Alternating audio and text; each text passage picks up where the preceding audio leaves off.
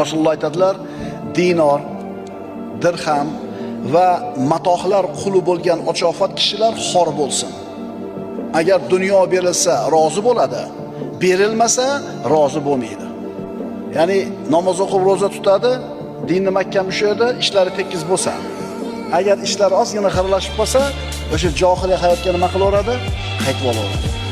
Demak, banda shahvatlarining quli bo'ladi. Ana shu shahvatlar insonni ustida hukmronlik qilishga harakat qiladi. Agar shahvatiga qul bo'lib qolsa inson, ana shu shahvati nima desa, o'shini qiladi. Ammo al-vajd martabasiga yetgan bo'lsangiz, shahvatlaringiz hech qachon ustingizda hokim bo'lmaydi. Xulosa, inson o'zining bashariyligini qachon yenga olar ekan? O'zining nafsini qulligidan ozod bo'la olsa. Agar nafsini qulligidan ozod bo'la olsa, eng oliy martabaga erishadi. Eng oliy martaba nima?